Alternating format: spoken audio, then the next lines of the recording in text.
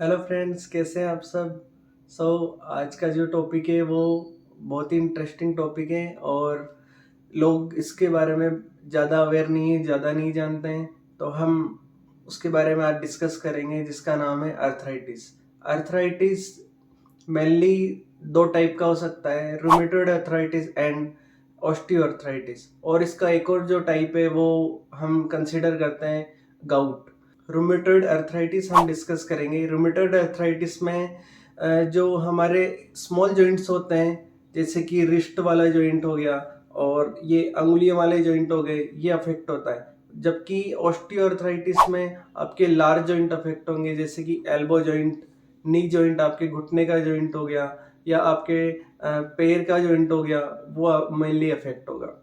तो हम डिस्कस करेंगे। रूमेटॉइड अर्थराइटिस एक क्रोनिक ऑटोइम्यून डिजीज है जो कि लंबे समय से 2000 चली आती years है। later. ऐसा नहीं कि आज हमें हुई और आज ही पेन होने लग गया, ऐसा नहीं होता।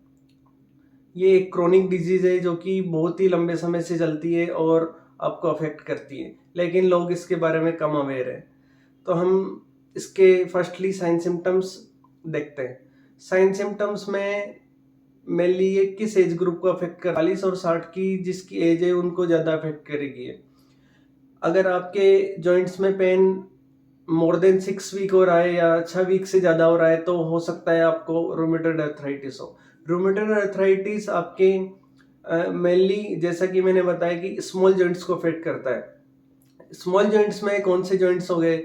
ये मेनली आपके सेकंड और थर्ड मेटाकार्पल जॉइंट बोलते हैं हम। जो ये रिस्ट होती है, रिस्ट वाले, तो सेकंड और थर्ड जॉइंट्स को अफेक्ट करता है मेनली। जिसमें आप देखेंगे कि सिमेट्रिकल इन्वॉल्वमेंट होता है इसके अंदर, बायलेटरल सिमेट्रिकल इन्वॉल्वमेंट। इसका मतलब होता है कि अगर आपकी इस हैंड में अगर प्रॉब्लम है, इस हैंड में आपके स्टिफनेस है या दर्द हो रहा है इन जॉइंट्स में, तो आपके इस राइट हैंड में भी वो अफेक्ट करेगा। और सिमेट्रिकली चलता है, जैसे कि सेकंड और थर्ड मेटाकार्पल जॉइंट को अफेक्ट कर रहा है, तो राइट हैंड में भी सेकंड और थर्ड को अफेक्ट करेगा। मेनली इसके अंदर हम देखते हैं कि मॉर्निंग स्टिफनेस देखने को मिलती है। जब पेशेंट सुबह सोकर उठेगा तो वो बोलेगा कि मेरे हाथ में जकड़न हो रही है, या मुझसे कुछ डिब्बा या खोला नहीं जा रहा, कुछ पकड़ा नहीं जा रहा। जैसे कि इस बोतल को पकड़ना हो तो उसको ये बोतल पकड़ में नहीं आएगी, उसके जॉइंट्स में बहुत ज़्यादा पेन होगा। या किसी का ढक्कन खोलना है तो उससे ये ढक्कन नहीं खोल पाएगा। अंदर जो मेनली क्लासिकल साइन सिम्टम्स होते हैं वो दो टाइप के होते हैं, एक स्वान नेक डिफॉर्मिटी, एक बोटोनियर डिफॉर्मिटी। स्वान नेक डिफॉर्मिटी में, जो कि मैं आपको बताता हूँ कि मेडिकल लैंग्वेज में हम जो दूर के जॉइंट्स होते हैं उनको बोलते हैं डिस्टल, और जो पास के जॉइंट्स होते हैं उनको बोलते हैं प्रोक्सिमल। तो इसके अंदर जो डिस्टल इंटरफेरेंजियल जॉइंट है, जो कि फेलेंजेस बोलते हैं हम अंगुलियों को, जो डिस्टल दूर वाला जॉइंट है, ये वाला जॉइंट, उसके अंदर तो फ्लेक्शन होगा, यूं यूं मुड़ जाएगी वो अंगुली।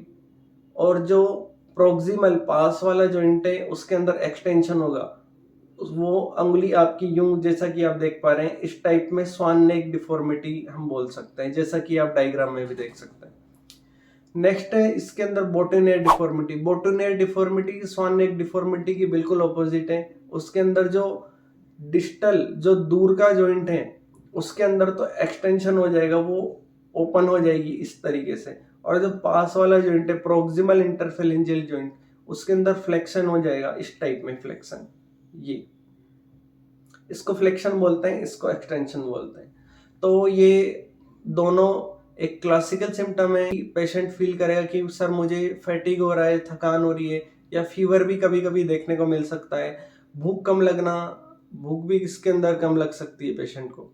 डायग्नोसिस क्या क्या करा सकते हैं हम, कि जिससे पता लगे कि हमें रूमेटॉइड अर्थराइटिस है। फर्स्टली हम इंक्रीज ईएसआर देखते हैं, इरिथ्रोसाइट सेडिमेंटेशन रेट, जो कि आपके एक ब्लड टेस्ट होता है, तो उसके अंदर आप इंक्रीज ईएसआर देखने को मिलेगी। सेकंड, इसका जो बहुत ही क्लासिकल डायग्नोसिस है वो बोलते हैं हम रूमेटॉइड फैक्टर। रूमेटॉइड फैक्टर आपको इंक्रीज देखने को मिलेगा। अब आते हैं हम घर पर इसका क्या ट्रीटमेंट कर सकते हैं, कि आपके किसी रिलेटिव को या आपके घर के किसी मेंबर को अगर रूमेटॉइड अर्थराइटिस है तो वो क्या कर सकता है। फर्स्टली हम उसको बोलते हैं कि रेंज ऑफ मोशन एक्सरसाइज। अगर मान लीजिए आपके इस अंगूठे के अंदर रूमेटॉइड अर्थराइटिस हो रखा है। रेंज ऑफ मोशन एक्सरसाइज का मतलब होता है कि इस जॉइंट की जितनी भी मूवमेंट है वो आप करा सकें। जैसे कि मैं बता रहा हूँ आपको, अगर ये अंगूठा अफेक्ट है तो उसका रोटेशन करवा सकते हैं, उसका फ्लेक्शन करवा सकते हैं, उसका एक्सटेंशन करवा सकते हैं और लेटरली आप उसको मूव कर सकते हैं। तो जिस भी जॉइंट का आपको इन्वॉल्वमेंट है उसकी एक्सरसाइज करें। जैसे कि रिस्ट का है अगर, तो रिस्ट को आप रोटेशन करवा सकते हैं, फ्लेक्शन, एक्सटेंशन और सर्कमडेशन आप उसको करवा सकते हैं, जिससे कि आपकी जो स्टिफनेस है उसके अंदर आपको बेनिफिट मिलेगा, उसके अंदर आपको रिलीफ मिलेगा। इसके अंदर बैलेंस का इश्यू आ सकता है तो उसको रेस्ट करवाएं और नॉर्मल एक्टिविटी जो कि मैंने आपको बताया ROM range of motion exercise करवा सकते हैं। अप्लाई कर सकते हैं हॉट एंड कोल्ड एप्लीकेशन को, जिससे कि आपकी जो स्वेलिंग है वो दूर हो सके। तो ये बहुत ही अच्छा टॉपिक है और लोगों तक इसको पहुंचाएं। Thank you very much. Subscribe करें, शेयर करें। Thank you.